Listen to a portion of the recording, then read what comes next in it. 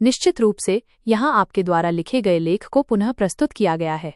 भारत एक युवा राष्ट्र है और इसकी जनसंख्या संरचना इसे जनसांख्यिकीय लाभांश डेमोग्राफिक डिविडेंड प्राप्त करने का अवसर देती है। हालांकि यदि जनसंख्या वृद्धि को नियंत्रित नहीं किया गया और शिक्षा, स्वास्थ्य एवं रोजगार के अवसर नहीं बढ़ाए गए तो यह अवसर आर्थिक और सामाजिक समस्या में भी बदल सकता है। बिहार में जनसंख्या वृद्धि दर अधिक है, लेकिन शिक्षा, स्वास्थ्य और रोजगार की स्थिति अपेक्षाकृत कमजोर है। इससे जनसांख्यिकीय लाभांश को आर्थिक विकास में बदलने में कठिनाइयां आती हैं। 1. जनसांख्यिकीय लाभांश क्या है? What is demographic dividend?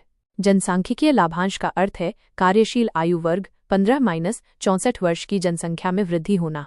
जब किसी देश में युवा श्रमशक्ति अधिक होती है और आश्रित बच्चे और बुजुर्ग कम होते हैं तो यह आर्थिक विकास के लिए लाभकारी होता है। यदि इस युवा आबादी को शिक्षा, कौशल और रोजगार के अवसर दिए जाएं तो वे अर्थव्यवस्था को तेजी से आगे बढ़ा सकते हैं। भारत में जनसांख्यिकीय लाभांश। भारत की 65% जनसंख्या 35 वर्ष से कम उम्र की है। 2030 तक भारत में कामकाजी आयु वर्ग की संख्या सबसे अधिक होगी। यदि इसे सही ढंग से उपयोग किया गया तो भारत दुनिया की सबसे बड़ी अर्थव्यवस्थाओं में शामिल हो सकता है। 2. जनसंख्या नियंत्रण की आवश्यकता, नीड फॉर पॉपुलेशन कंट्रोल। संसाधनों पर दबाव, प्रेशर ऑन रिसोर्सेज। भोजन, पानी, बिजली, स्वास्थ्य और शिक्षा जैसी बुनियादी सेवाओं पर बोझ बढ़ता है। बिहार जैसे घनी आबादी वाले राज्यों में संसाधनों की कमी महसूस की जाती है। बेरोजगारी और गरीबी, अनएम्प्लॉयमेंट और पॉवर्टी। यदि जनसंख्या तेजी से बढ़ती है लेकिन रोजगार के अवसर सीमित होते हैं तो बेरोजगारी और गरीबी बढ़ती है। बिहार में पहले से ही बेरोजगारी दर अधिक है, जिससे यह समस्या और गंभीर हो जाती है। पर्यावरण पर नकारात्मक प्रभाव, एनवायरमेंटल इम्पैक्ट। बढ़ती जनसंख्या से वनों की कटाई, जल संकट, प्रदूषण और जलवायु परिवर्तन जैसी समस्याएं बढ़ती हैं। महिलाओं और बच्चों के स्वास्थ्य पर प्रभाव, इम्पैक्ट ऑन विमेन और चाइल्ड हेल्थ। जनसंख्या वृद्धि को नियंत्रित न करने से मातृ एवं शिशु मृत्यु दर अधिक रहती है। बिहार में प्रजनन दर अधिक होने से महिलाओं का स्वास्थ्य प्रभावित होता है। 3. बिहार में जनसंख्या वृद्धि और इससे जुड़ी समस्याएं। उच्च जनसंख्या वृद्धि दर, high population growth rate. Bihar की जनसंख्या 2021 में 13 करोड़ से अधिक हो गई है और ये भारत का तीसरा सबसे अधिक जनसंख्या वाला राज्य है। बिहार की जनसंख्या वृद्धि दर 2.5% से अधिक है, जो राष्ट्रीय औसत 1.64% से अधिक है। उच्च प्रजनन दर, हाई फर्टिलिटी रेट। बिहार में प्रजनन दर, टोटल फर्टिलिटी रेट -TFR 3.0 है, जो भारत में सबसे अधिक है। राष्ट्रीय औसत 2.0 से अधिक होने के कारण बिहार की आबादी तेजी से बढ़ रही है। बेरोजगारी और पलायन, अनएम्प्लॉयमेंट और माइग्रेशन। जनसंख्या अधिक होने से रोजगार के अवसर सीमित हैं।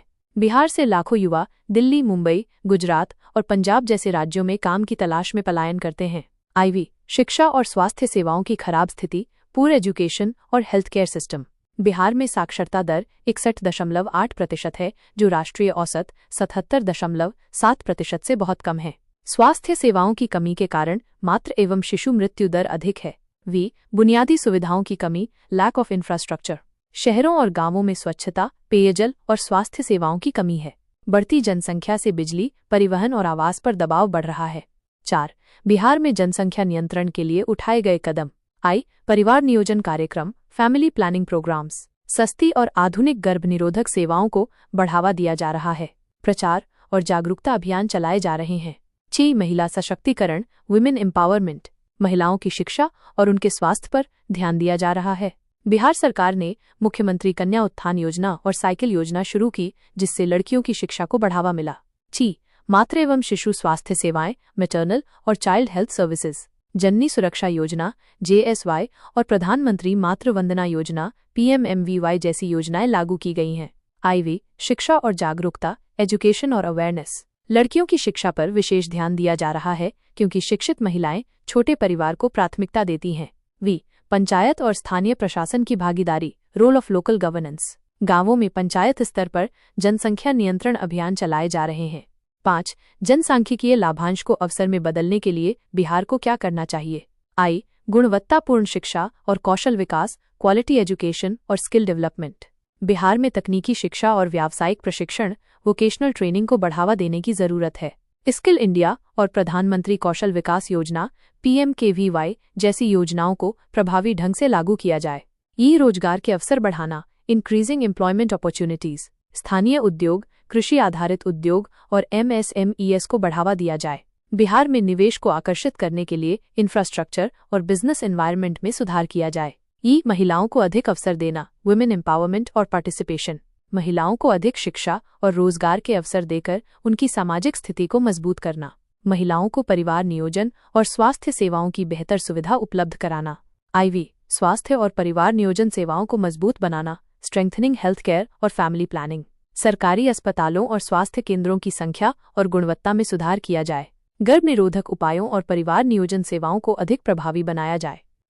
डिजिटल और टेक्नोलॉजी का उपयोग, यूज ऑफ डिजिटल और टेक्नोलॉजी सॉल्यूशंस। ऑनलाइन शिक्षा, गवर्नेंस और डिजिटल हेल्थ केयर सेवाओं को मजबूत करना।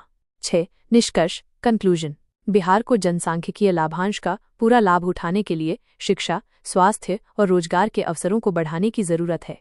जनसंख्या नियंत्रण के बिना संसाधनों पर दबाव बढ़ेगा और आर्थिक विकास प्रभावित होगा।